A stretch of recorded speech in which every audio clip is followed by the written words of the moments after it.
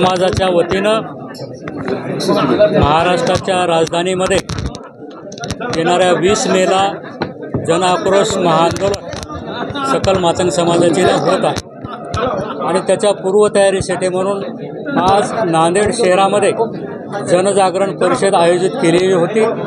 या परिषदेसाठी महाराष्ट्रातले मातंग समाजाचे सर्वच राजकीय पक्षामधले नेते मंडळी आणि सामाजिक संघटनाचे प्रमुख मोठ्या संख्येने या ठिकाणी हजर होते।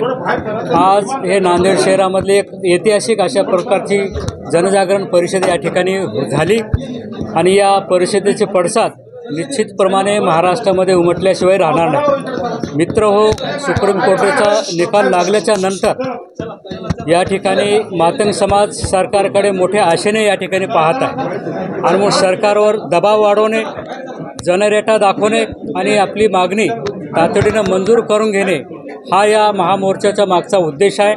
मागच्या काळामध्ये सामाजिक संघटनाच्या रेट्यामुळं या महाराष्ट्रामध्ये अनेक गोष्टी या ठिकाणी मंजूर झालेल्या असल्या तरी मातंग समाजाच्या सर्वांगीण विकासासाठी अ ब कडचं वर्गीकरण उपवर्गीकरण होणं हे अत्यावश्यक आहे।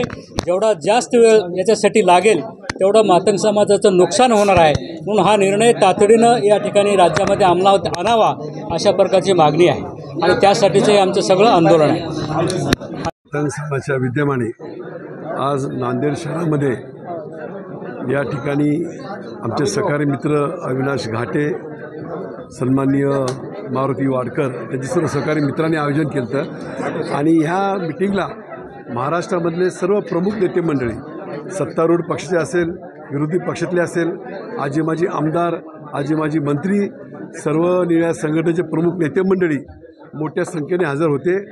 आम्हाला ह्या ठिकाणी सांगायला आनंद की पहिल्यांदाच असं घडतं आहे, आरक्षणाच्या माध्यमातून सर्व समाजाचे लोक एकत्र येऊन या ठिकाणी हा लढा उभा केलेला आहे आणि आम्हाला विश्वास आहे की 20 तारखेचा जो मोर्चा आहे तो भव्य आणि दिव्य असा होणार आहे। 5 लाखाच्या वरती या ठिकाणी महाराष्ट्रामधले मातंग समाज येणार आहेत। तिचे जे आमदार आहे ते सभागृहामध्ये बोलतात, विषय मांडतात, पण त्यांच्या विषयाला ताकद देण्यासाठी रस्त्यावरची लढाई लढणं ही देखील फार महत्त्वाचं आहे। समाजाचा रेटा जोपर्यंत शासनावर येत नाही तोपर्यंत शासन ऐकत नाही। तुम्हाला पण आम्हाला चांगलं माहिती आहे, सरकार कोणत्या पण पक्ष जरी असलं तर जो समाज संघटित आहे त्या समाजालाच न्याय मिळतो।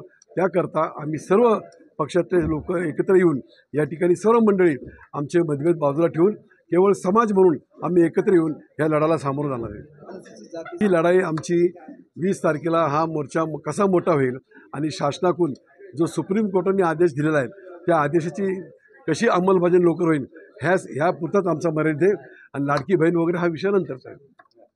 आम्ही आवाहन करतो की आत्तापर्यंत भूतोन भवितव्य अशा तऱ्हेने सर्व समाजाचे नेते मंडळी आपले पक्ष संघटना मतभेद विसरून एकत्र आलेत। आपण पण एकत्र या आणि मोठ्या संख्येने या महाराष्ट्रातल्या शासनाला आपण दाखवूया। आपण एका मोठ्या संख्येने या ठिकाणी येऊन आमची अ ब कडची मागणी आम्ही मागतोय ती लवकरात लवकर मान्य करून अंमलबजावणी करावी।